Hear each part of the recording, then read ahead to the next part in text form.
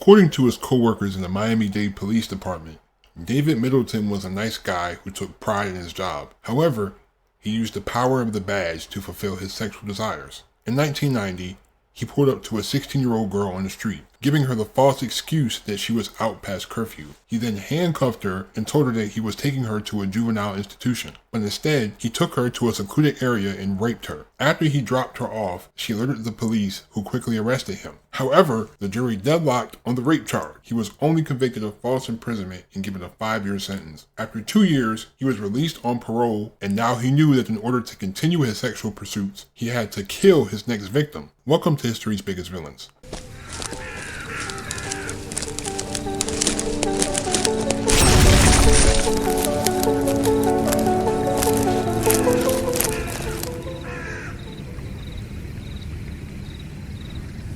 David Middleton was born on June 25, 1961 in Boston, Massachusetts, the son of a police officer. Not much is known about his upbringing, but at some point he moved to Miami and applied for a job at the Miami-Dade Police Department. In his first year there, he received several commendations and was promoted to detective in the Warrants Bureau. In 1984, he arrested Geraldine Smith, then started a sexual relationship with her. 3 years later, his mother died, and he started to decline from there as he would go on extended alcohol binges. In March 1988, he was removed from the Warrants Bureau after being under investigation for aiding criminals. He wrote letters to the prosecutor's office requesting a lower bail for 2 offenders he had a personal relationship with. He was suspended after this investigation. In February 1989, he was allowed to return to the Warrants Bureau. Later on that year, he coaxed a co-worker of his to have sex with him because he was a Sanitarian priest. David later invited her to his house, where he raped her. He performed a voodoo-like ritual before using a machete to penetrate her anally. He was later arrested for kidnapping and sexual assault. It seemed like David's sexual appetite increased even more after this, as he would use his status as a police officer to pick up and receive sexual favors from multiple women, with some being underage. In September 29, 1990, David picked up 16-year-old Alicia Caro,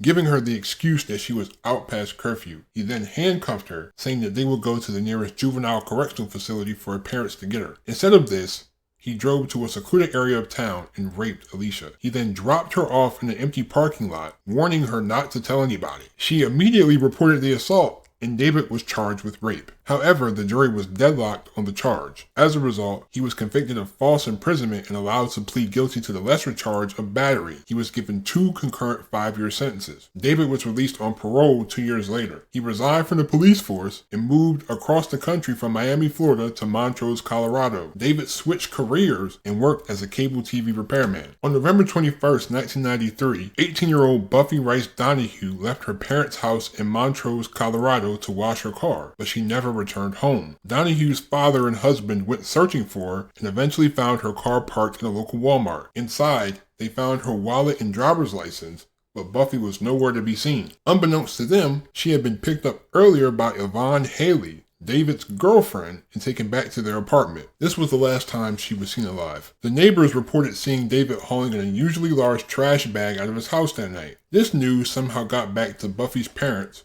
and they rushed over to the apartment to confront Middleton. They repeatedly banged on the door until he opened it, aiming a shotgun at them. He even got them arrested for felony menacing, false imprisonment, and criminal trespassing. However, the police visited the apartment again to ask David about the validity of the reports from the neighbors. After the interview, David and Yvonne packed up and left Colorado, moving to Sparks, Nevada. When they arrived, David rented a storage unit from Sierra Royal Mini Storage. On July 23, 1994, he entered the home of 42-year-old Thelma Davila to assist in a cable installation. On August 5th, Middleton and Haley picked up Thelma and went back to her apartment. They hung out and even went to a nightclub. 3 days later, on the 8th, she disappeared from her apartment. David later called the storage facility, requesting a larger unit. On the same day, Thelma was reported missing by her younger sister after she didn't return home from work. This was highly concerning, as she had never skipped work since she was hired in 1988 and didn't have any transportation since she couldn't drive. On February 7, 1995, 45-year-old Kathy Powell, a local elementary school teacher, was reported missing by her colleagues after failing to show up to work for 2 days in a row. Officers were dispatched to search her house, and upon entering, they found that her truck was left untouched, but Kathy was nowhere to be seen, and some of her items were missing. Upon questioning the neighbors, the police learned that an old beat-up car driven by an unfamiliar man frequently stopped by the residence. But that was all. The beat-up car was actually driven by David, as he had kidnapped Kathy from her home on the 3rd and took her to a storage unit. The next morning, he drove back to her apartment, where he stole electronics, including a TV, a printer, a computer, and a fax machine, before driving back to the storage facility. He visited his storage unit 9 times over the next day and a half. The day before Kathy was reported missing, her credit card was used to purchase a stereo system from a Good Guys store. Yvonne picked up the system and loaded it into David's truck, and they drove back to the storage unit. On February 11th, Kathy's body was found in a dumpster in Reno. It was wrapped in a sleeping bag. Security cameras at the storage facility captured Middleton visiting his storage unit at around 7:30 that night, 2 hours before Kathy's body was found. It showed him loading a large package into the back of his truck. The next day, David returned to the unit at around 1 in the morning, this time accompanied by someone. They did not leave the unit for over an hour. What do you think they were doing? Let's just use common sense. What do you think they were doing? On February 23rd, the detectives who were investigating suspects in Kathy's murder zeroed in on Middleton, as he had done a TV installation at her home and owned a truck similar to the one supposedly seen by the neighbors. They obtained a search warrant and they found a shotgun in his apartment. Since he was a convicted felon and not allowed to have firearms, he was arrested for weapons possession. Upon closer examination, they learned about the purchases of the stereo equipment with Kathy's credit card and also about David's previous convictions in Miami. At the interrogation, David tried to make a deal with the district attorney. In exchange for a lighter sentence, he would plead guilty to credit card fraud, grand larceny, and unlawful disposal of human remains. The deal was denied. The next day, the detectives interviewed him again, this time for 9 hours. He only confessed to having consensual sex with Kathy before he left the house. When he returned, she had supposedly died by tying herself up in rope and strangling herself. Fearing that he would be blamed for her death, he decided to wrap her body up in a sleeping bag and throw it in a dumpster. Yeah, you must think these cops are stupid, because that makes no sense. After receiving a tip on the location of David's storage unit, the police obtained a search warrant to look inside. They found blood and hair clumps, torture devices, several firearms, the stolen electronics from Kathy's apartment, the speaker system that was purchased on her credit card, and a refrigerator with 2 holes drilled in the side and the shelves removed. The police also took blood and hair samples from David for DNA analysis. On April 9th, 1995, Thelma DeVilla's body was found by a dog walker in the Sierra Nevada mountains. Her bones were spread out and her skeleton was tied up in a rope and tucked in a sleeping bag, similar to Kathy. The body was buried, but it had resurfaced due to the digging from animals. A task force was now assigned to investigate the murders of Kathy and Thelma. During Kathy's autopsy,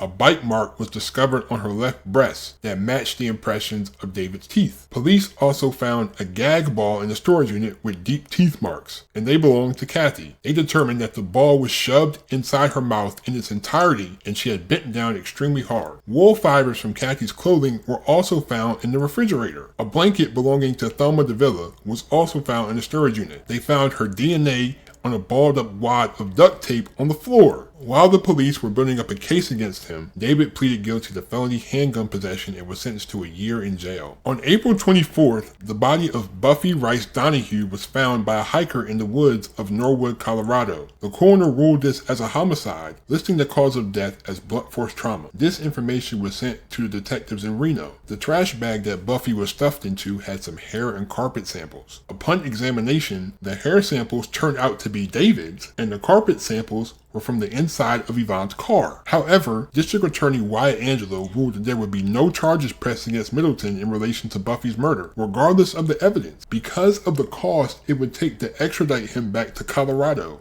What? Police were getting even more suspicious of Yvonne, so they met her at a coffee shop for an interview. She was asked about the murders and if she was involved. Yvonne suggested taking a polygraph. The police came to pick her up for her scheduled polygraph, but she was nowhere to be found. They initially believed that David had talked her out of it. A few days later, they found her and brought her back to the station. Then she said she didn't want to take the polygraph because she wasn't mentally prepared to answer the questions. Give me a break. On June 12th, The Reno investigators went to Miami in an effort to investigate David's past. They obtained his personal files from the Miami-Dade Police Department and learned about his numerous pursuits of young women in the area. They interviewed his former co-workers, who all said he was a sexual deviant. One of them knew that he had sex with a 16-year-old girl because he admitted to it, calling it consensual. They even interviewed his ex-wife, the teenage victim, and the female co-worker that he had raped in 1989. Upon returning back to Reno, they were confident that they had gathered enough evidence to press charges. Middleton was charged with 2 counts of kidnapping and 2 counts of first-degree murder. Haley was charged with credit card fraud, possession of stolen property, and burglary. As detectives arrived at their apartment to serve Haley the subpoena, they found her daughter slitting her wrists, and they rushed her to the hospital. After pleading guilty to her charges, Yvonne Haley received a 7-year sentence. She was brought forward as a witness for the prosecution in David's trial, but she invoked her Fifth Amendment rights. On August 26, 1997, David was found guilty of the first-degree murder of Thelma DeVilla and Kathy Powell, 2 counts of first-degree kidnapping, 1 count of grand larceny, and 1 count of fraudulent use of a credit card. He received a death sentence. By 2007,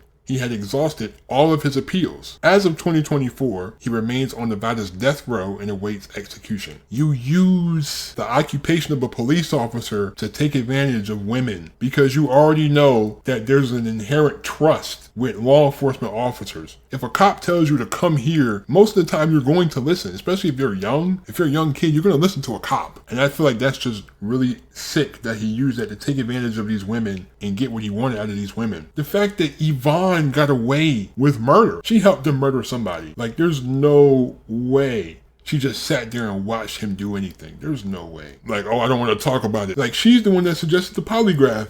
And now it's all of a sudden, well, I'm not mentally prepared to answer the questions.